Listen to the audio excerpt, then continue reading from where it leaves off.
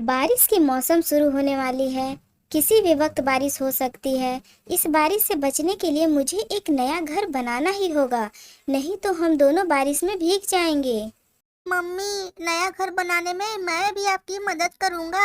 हम दोनों साथ मिलकर बनाएंगे तो बारिश के मौसम से पहले हमारा घर बनकर तैयार हो जाएगा। नहीं बेटा, तुम इन सब चक्कर में ना पड़ो, तुम अभी बहुत छोटे हो। चलो मैं तुम्हें लाली चिड़िया के घर पहुंचा देती हूँ। तुम वहीं पर रहना, जब तक घर न बन जाए, तब मैं तुम्हें ले आऊंगी।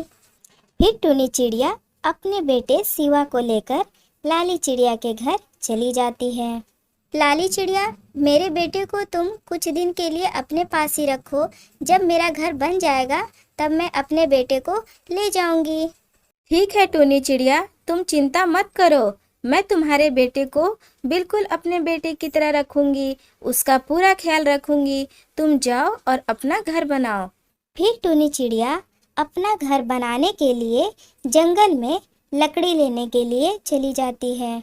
यह लकड़ी तो बहुत ही मजबूत दिख रही है। मेरे घर के लिए इससे अच्छी लकड़ी नहीं मिलेगा। आंधी तूफान में भी मेरा घर नहीं टूटेगा।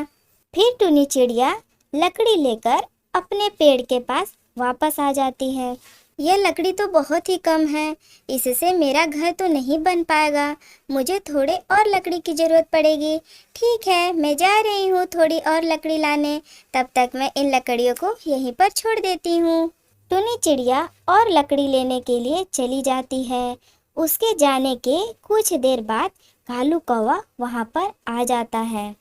यहाँ पर इतनी सारी लकड़ियाँ किसने रख दी हैं? आसपास तो कोई दिख भी नहीं रहा है और यह लकड़ियाँ भी बहुत ही मजबूत हैं। मुझे भी अपना घर बनाना था।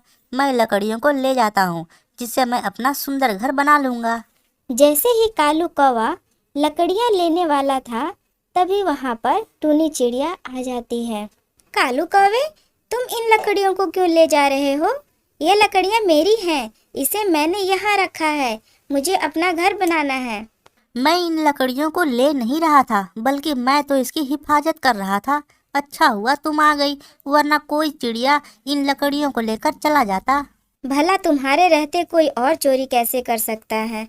इस जंगल के सबसे बड़े चोर तो तुम ही हो। चलो जाओ यहाँ से, दोबारा कभी मत आना। टूनी, तुमने मेरा अपमान किया, मुझे चोर कहा। मैं इस अपमान का बदला तुमसे जरूर लूंगा। प्रधान जी, मुझे आपके मदद की जरूरत है। टूनी चिड़िया जंगल के एक पेड़ पर अपना घर बना रही है, आप उसे वहां से भगा दीजिए। क्यों भाई, मैं तुम्हारी मदद क्यों करूं? इसमें मेरा क्या फायदा होगा? आप मेरा पुराना वाला घर ले लीजिएगा। ठीक है, फिर चलो अभी टूनी चिड़िया को भगा देता हूँ। उसे भगाना तो मेरे बाएं हाथ का खेल है।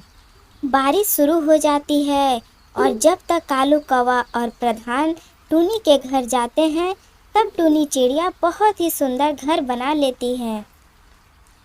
आइए आइए प्रधान जी, और बताइए कैसे आना हुआ? टूनी चिड़िया, तुमने किससे पूछकर इस पेड़ पर घर बनाया है? यह पेड़ मेरा है और इस हिसाब से यह घर भी मेरा हुआ। तो तुम जाओ यहाँ से, वरना तुम बहुत पछताओगी। लेकिन आपको यह बात पहले बतानी चाहिए थी।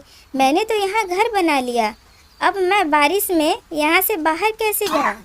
तुम कहाँ जाओगी, क्या करोगी, वह सब मैं नहीं जानता। बस तुम्हारी भलाई इसी में है कि तुम यह घर छोड़कर चली जाओ।